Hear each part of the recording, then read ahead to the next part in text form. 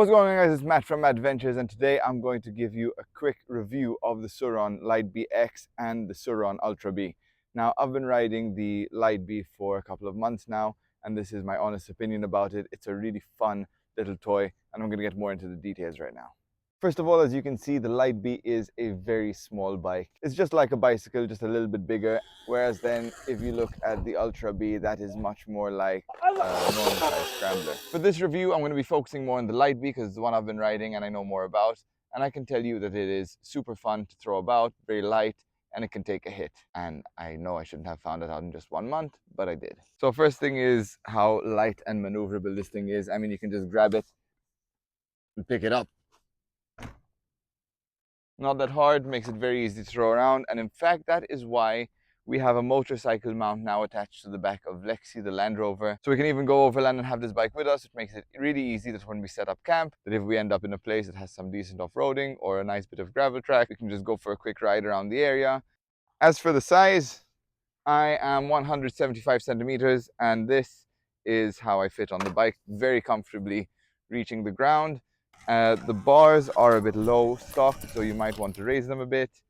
Aside from that, the foot pegs are known to bend inwards. You can buy a little bar that goes between them that will make them much more stable. Other than that, there's also the issue of storage where you can absolutely hold nothing on the bike. In fact, I have my tools zip tied to the metal frame. There are options online where you can get a saddlebag that goes over the batteries, or kind of like little hard pouches that you can mount to the frame, and those will help you just to store some little things that you might need. But probably you will have to keep the charger in your backpack.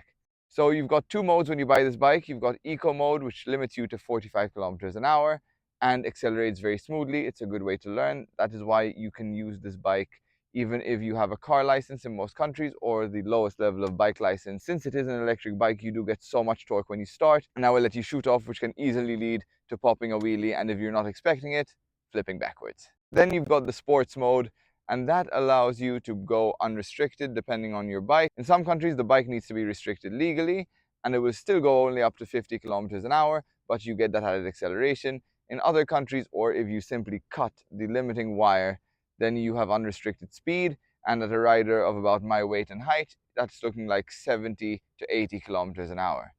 Now, your range on eco mode is going to be close to 80 kilometers. When you go into sports mode without the boost, it goes down to about 65 and then goes all the way down to 60. That being said, it's super easy to charge in the sense that there's a power outlet accessible right on the bike, so you can just park it next to an outlet, plug it in. But if you don't have an outlet in your garage, then you can simply just unlock this bit, lift up, switch off the mains power, disconnect, disconnect, and then the battery pops straight out. So finally, for handling and performance, the speed for me is enough. I knew what I was getting myself into when getting this bike. It's not a super powerful thing. It's small, and that size is definitely reflected in the power. That being said, it has a ton of torque, and pulling it into a wheelie takes no effort at all if you know what you're doing. Just make sure to have your fingers on that back brake because it can throw you off at a moment's notice.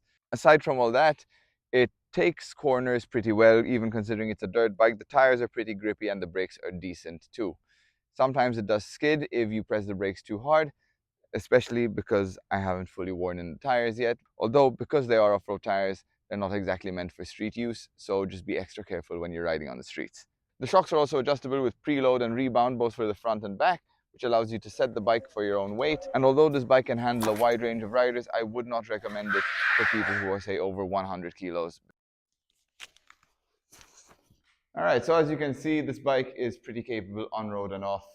As I said, it's going to take you wherever you want to go. It's very small and maneuverable, so even if you've got some big rocks in front of you, you can just put your feet down, help it out, blip the throttle, and it's going to pop the front wheel up in the air, and then the back wheel's got a ton of grip with the knobby tires.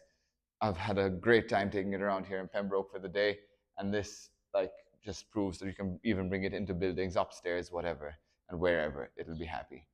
Now, maybe on the road, you're not going to take it at highway speeds, of course, but it will also get you from A to B wherever you need to go. You might need to charge it on the way, but that's always an excuse to stop at a little cafe, get something to eat, charge up, and then hit the trails. So I hope you like the review of the SurRon Light Bee X. If you want to get one here in Malta, you can pick it up from Throttle and Gear. Mention Mad Ventures when you go pick it up, and they will also help you out and get you sorted with whatever you need. So thank you so much for watching, and I'll see you in the next one where I'm going to be showing you the combination of this bike and Lexi the Landy.